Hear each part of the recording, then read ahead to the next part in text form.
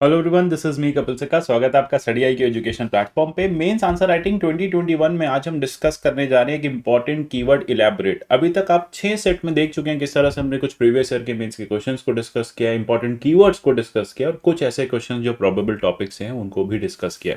तो आज हम जानेंगे एग्जैक्टली इलैबोरेट का क्या मतलब होता है और जब भी इलैबोरेट पूछा जाए तो आपको किस अप्रोच के साथ किस डायरेक्शन में आंसर लिखना है। मैं बार बार बताता हूँ, देखो कंटेंट ऑलमोस्ट सब स्टूडेंट्स के पास होता है जो मेंस लिख रहे होते हैं, लेकिन प्रॉब्लम होती है कि उनके पास अप्रोच और डायरेक्शन मिसिंग होता है। तो यही कीवर्ड की हेल्प से और जो आंसर राइटिंग का प्रोग्राम है उसकी हेल्प से ये अप्रोच सेटिंग या अप्रोच क्या होनी चाहिए ये हम यहाँ पे सीखने की कोशिश कर रहे हैं।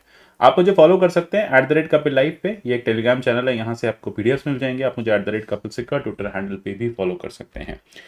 आंसर राइटिंग प्रोग्राम के फीचर्स आपको पता ही है, डिटेल आंसर राइटिंग हो रही है, 80 डेज तक ये प्रोग्राम चलेगा। GS 1, 2, 3, 4 और एस्से यहाँ पे होलिस्टिकली डिस्कस किए जाएंगे। पॉइंटर्स जो है आंसर्स के वो आपको प्रोवाइड किए जाएंगे। तो चलिए शुरू करते हैं। नेक्स्ट आज का जो टॉपिक है, कीवर्ड है आज का इलेबोरेट। अभी तक आप देख रहे हैं हम कुछ important discuss, critical analyse, elucidate, examine, evaluate, comment जैसे टॉपिक्स को डिस्कस कर चुके हैं। आज हम डिस्कस करेंगे इलेबोरेट। देखो इलेबोरेट बहुत सिंपल सरल है। इलेबोरेट में कहा जाता है कि जो स्टेटमेंट है वो गिवन है, ठीक है, मतलब जो गिवन स्टेटमेंट है वो फैक्ट है, वो प्रूवन फैक्ट है। आपको बस उस स्टेटमेंट को डिटेल के साथ समझाना है, आपको एक्सपैंड करना है, आपको उस स्टेटमेंट में और डिटेल्स ऐड करनी है और उस स्टेटमेंट को आगे बढ़ाना है। ये कह सकते हैं कि वो स्टेटमेंट किसी भी आंसर का, किसी भी पीस ऑफ राइटिंग का एक स्टार्टिंग सेंटेंस है। इस तरह से आप स्टेटमेंट को एक्सपैंड करते हुए उसी स्टेटमेंट पे विचार विमर्श करेंगे। दूसरी बात है, इसमें कोई क्रिटिसिज्म, कोई क्रिटिकल कमेंट, कोई ऑपोजिट साइड, कोई अलग व्यू पॉइंट आपको देने की जरूरत नहीं है, क्योंकि इस तरह के जो स्टेटमेंट्स हैं वो ऐसे दिखते हैं। जैसे हम यहाँ पे इलेबोरेट की बात कर रहे हैं, जीएस पेपर 3 में हम यहाँ पे टॉपिक आज लेंगे फूड प्रोसेसिंग का। 2019 में क्वेश्चन पूछा गया था, elaborate the policy taken by the government of India to meet the challenges of food processing sector. आप यहाँ पे ये नहीं कहेंगे कि गवर्नमेंट ने कोई भी पॉलिसी नहीं ली है, आपको बताना है policy taken by the government to meet the challenges of food processing sector. इसमें आप ये कर सकते हैं, एक इंट्रोडक्शन के साथ आप स्टार्ट कर सकते हैं।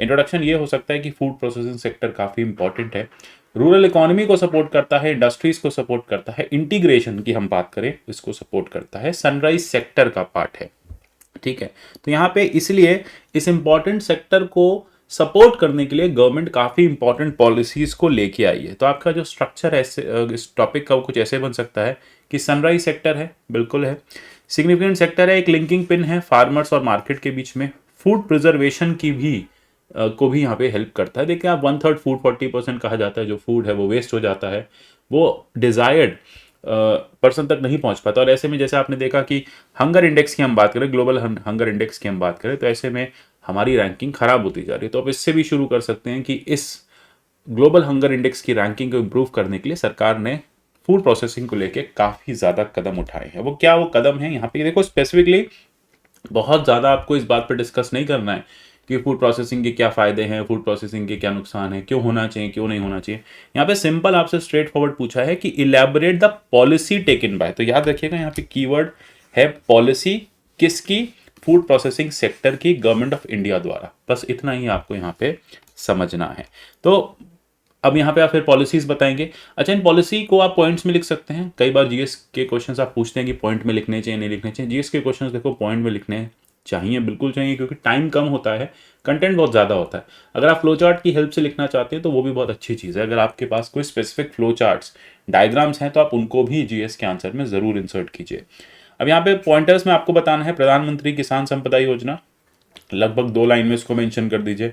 मेगा फूड पार्क स्कीम, इसको आप मेंशन कर दीजिए। Scheme of cold chain value addition preservation infrastructure, modernisation of abattoir scheme, make in India campaign, food processing fund and draft food processing policy 2019। ठीक है, जिस साल ये क्वेश्चन पूछा था उसी साल वो पॉलिसी इंट्रोड्यूस होने की बात हुई थी, लेकिन हाँ वो अगस्त 2020 में पब्लिक में आई थी।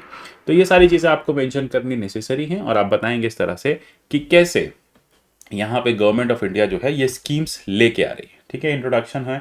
अब जब वो स्कीम्स बता देंगे तो फिर कंक्लूजन और वे फॉरवर्ड बता देंगे कि गवर्नमेंट ने जो एक्शंस लिए अभी तक सेटिस्फैक्ट्री हैं, बट और ज़्यादा करने की ज़रूरत है। आप ये नहीं कहेंगे कि वो एक्शंस ठीक नहीं थे, उन एक्शंस में कमी आती है। आप कहेंगे कि ठीक है अभी तक सेटिस्फैक्ट्री एक्शंस हैं, लेकिन अभी इसको रेवोल्यूशनाइज करने की ज़रूरत है।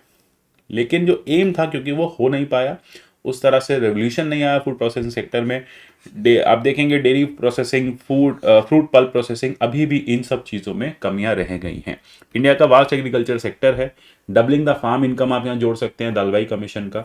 तो अगर ये सब चीज़ें हमें अचीव करनी है, एग्रीकल्चर सेक्टर को सपोर्ट करना है, फार्म इनकम डबल करनी है, वुमेन को रूरल स्पेस में जॉब्स देनी है, और साथ ही साथ जो हमारी हंगर की प्रॉब्लम है या फिर जो हमारी फूड की जो डिमांड है उसे मीट करना है, और इंडिया को एक लीडर भी बनना है एग्रो सेक्टर में, एग्रो प्रोसेसिंग सेक्टर में या फूड प्रोसेसिंग सेक्टर में, तो इन स्कीम्स का proper implementation, time bound implementation होना नेसेसरी है। और ये सब हो जाएगा तो इंडिया जल्द ही अपने आप को इस फील्ड में नंबर 1 पे, या फिर आप देखेंगे इंडिया के जो एक्सपोर्ट्स हैं या जो इंडिया की जो भी फूड को लेकर डिमांड्स हैं वो ईजिली मीट हो पाएंगी। तो इस तरह से आप इस क्वेश्चन का आंसर कर सकते हैं। बहुत सिंपल था, जीएस पेपर 3 2019 का मेंस का आंसर है। देखिए कितनी जल्दी आसानी से सॉल्व हो गया। बस कंटेंट होना चाहिए और उसको ठीक अप्रोच के साथ अलाइन करना आना चाहिए। नहीं आता है तो मेंस आंसर राइटिंग यूपीएससी 2021 का प्रोग्राम स्मार्ट कोर्स अवेलेबल है, काफ़ी चीप है, परचेस कर सकते हैं। यहाँ पे मैं आपके साथ लगभग 150 प्लस आंसर्स को डिस्कस करूंगा। मिलते हैं अगले सेशन में, तब तक के लिए goodbye, take care and God bless you all.